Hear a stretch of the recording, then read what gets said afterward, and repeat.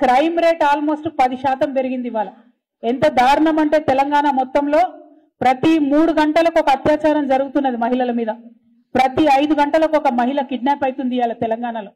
వరకట్న చావులు, వేధింపులు లెక్కలేనన్ని పరిస్థితులు జరుగుతూ ఉన్నాయి. మనం కేసీఆర్ గారు అధికారంలో ఉన్నప్పుడు షీ టీమ్స్ అని పెట్టి అద్భుతంగా ఎవరైనా కూడా ఆడపిల్లల్ని ఏడ్పిస్తే వేరే విధంగా ఆడపిల్లల వైపు కన్నెత్తి చూస్తే మంచిగా ఉండదని చెప్పి వార్నింగ్ ఇచ్చి పనిచేసినాం మనం. ఇవాళ ఏం జరిగింది? సంవత్సర కాలంలో పోలీసులు కాంగ్రెస్ నాయకుల చుట్టూ తిరగడం తప్పితే, కాంగ్రెస్ నాయకులు చేసే అక్రమాలకు అండగా నిలవడం తప్పితే మరి వారిని ఏమి చేయనీయకుండా ఈ నాయకులు పనిచేస్తూ ఉన్నటువంటి సందర్భం చూస్తున్నాం. ఇదివరకు పోలీసులు అంటే పీపుల్ ఫ్రెండ్లీ పోలీసు ఉండే, ఇవాళ పోలీసులు అంటే ఓన్లీ కాంగ్రెస్ ఫ్రెండ్లీ పోలీసు లెక్క తయారైనటువంటి పరిస్థితి ఉన్నది.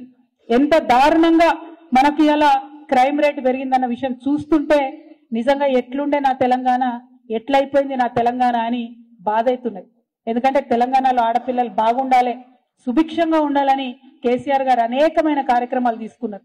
ఇవాళ కార్యక్రమాలకు అన్నిటికీ తూట్లు పొడిచి కనీస భద్రత ఆడపిల్లలకు లేకుండా ఈ సీఎం చేయడం అన్నది నిజంగా దారుణం. మేము సీఎం రేవంత్ రెడ్డి గారిని ప్రశ్నిస్తా ఉన్నాం, ఆడపిల్లల భద్రత విషయంలో మీరు ప్రత్యేక సమీక్ష పెట్టండి. ఇది వాస్తవమేనా? మొన్న మీ డీజీపీ గారు ఇచ్చినటువంటి లెక్కలే మేము చెప్తా ఉన్నాం. డీజీపీ గారు ఏం చెప్పిండ్రు?